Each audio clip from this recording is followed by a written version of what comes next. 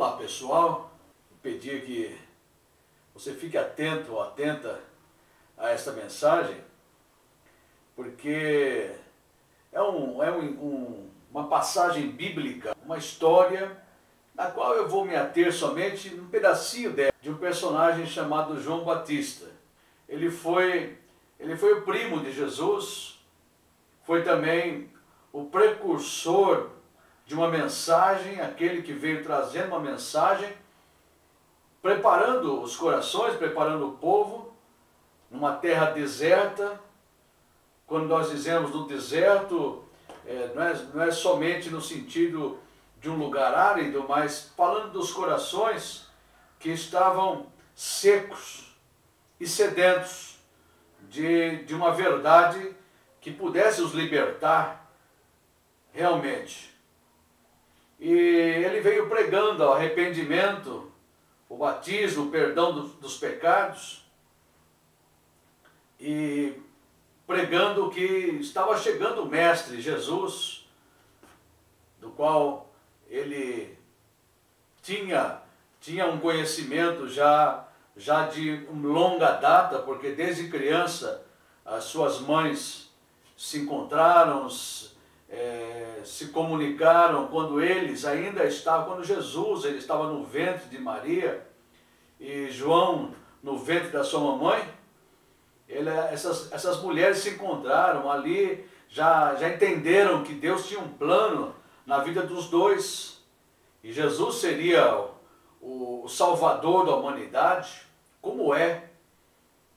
Então João Batista, ele cresceu sabendo dessa história, conhecendo este fato, mas chegou um momento da vida dele em que ele estava preso. No momento que ele estava preso, surgiram algumas dúvidas no seu coração. Há uns dias atrás, num outro momento, eu pude falar sobre isso, mas hoje eu quero falar um pouquinho sobre a dúvida. Minimizar a dúvida, ou minimizando a dúvida, que esta palavra venha tirar toda a dúvida do meu, do teu coração, do coração de quem for. É uma palavra para tirar dúvida.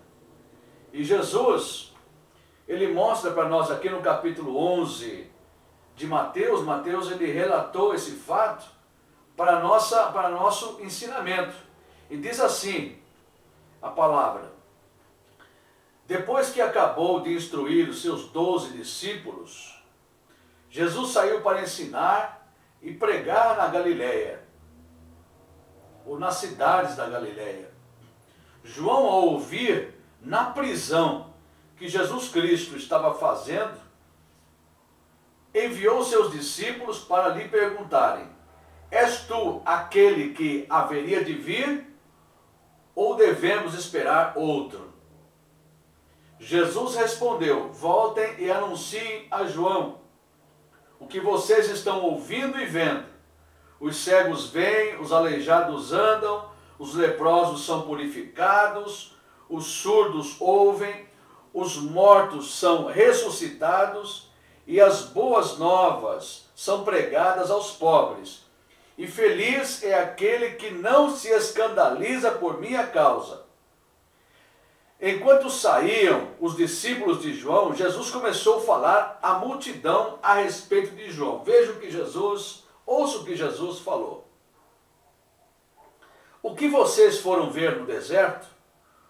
Um caniço agitado pelo vento? Ou o que foram ver? Um homem vestido de roupas finas? Ora, os que usam roupas finas estão nos palácios reais. Afinal, o que foram ver? Um profeta? Sim, eu lhes digo e mais que profeta. Este é aquele a respeito de quem está escrito: enviarei o meu mensageiro à tua frente, ele preparará o teu caminho diante de ti. Digo-lhes a verdade, entre os nascidos de mulher não surgiu ninguém maior do que João Batista. Todavia, o menor no reino dos céus é maior do que ele. Desde os dias de João Batista até agora, o reino dos céus é tomado à força, e os que usam de força se apoderam dele. Então Jesus está dizendo aqui que o reino dos céus, ele é tomado à força por quê? Porque as pessoas precisam se esforçar para viverem uma vida íntegra, a fim de agradar o Pai. E o próprio Jesus dá essa condição para que a gente se esforce. Então, é decisão que a gente precisa tomar, se esforçar para viver com integridade e com o coração ou a vida entregue nas mãos de Jesus e reverenciar somente a Ele como Senhor, como Deus, porque foi Jesus quem deu a sua vida na cruz para nos salvar, nos resgatar dos nossos pecados que herdamos de Adão. Herdamos lá do Éden. O pecado original passou a toda a humanidade. Todos ficaram destituídos da presença da glória de Deus. Mas Jesus veio para mudar essa situação. Então João, ele estava anunciando isso. Está chegando alguém. Alguém que vai lhes ensinar o caminho e vai se antepor à entrada dos céus. Ele vai ser o próprio caminho de vocês. Mas no momento em que João ele estava preso por falar a verdade a um rei, ele foi condenado à prisão e depois até à morte. Então antes disso ele ficou duvidoso dentro da prisão. Se Jesus era esse mesmo que ele estava anunciando, ou eles deveriam esperar outros. E Jesus, é claro, mostrou aos seus discípulos os sinais, limpando leprosos, pregando aos pobres, curando pessoas de diversas enfermidades. Então aqui, a mensagem que eu trago para você hoje é esta: minimize minimize a dúvida no teu coração. O que é dúvida? Do que provém a dúvida? A dúvida provém da manipulação da verdade.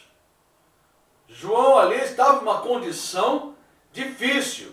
Então, as dúvidas começaram a surgir no seu coração. Quando as pessoas manipulam a verdade, olha, não deve ser esse aí não. O evangelho não é tudo isso não. Você não precisa disso, daquilo outro. Nós não precisamos de nada mesmo para ir para o céu. Nós só precisamos de Jesus. Agora, Ele transforma o nosso caráter. Ele nos coloca numa condição plena de pessoas idôneas, apropriadas para entrar no seu reino. Através de Jesus nós conseguimos. Nós não podemos dividir o nosso coração com outro, com um ídolo qualquer aí. Nós precisamos reverenciar a Deus na pessoa de Jesus Cristo. Ele diz: quem vê a mim, vê o Pai. Jesus diz isso. Então, existe uma frase que Henry Drummond falou que é muito interessante. Eu cito essa frase para você agora. Nunca ponha um ponto de interrogação onde Deus já pôs um ponto final. Enquanto João estava na prisão, ele começou a ter algumas dúvidas a respeito de Jesus. Então, dentre elas, ele perguntava se ele era realmente o Messias, o ungido de Deus, se o seu propósito era realmente, o propósito de João, era realmente preparar as pessoas para a vinda dele, para a vinda de Cristo. Essas eram as dúvidas. E mais ainda, dúvida cruel era essa: por que eu estou na prisão quando podia estar pregando às multidões e preparando os corações? Ou seja, eu tenho uma missão lá fora, mas eu estou preso. Será que esse mesmo é o Jesus que eu prego, que eu anuncio, que eu levo as pessoas a crerem?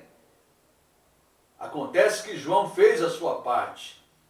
Ele pregou, ele anunciou, mas Jesus veio para cumprir o seu ministério.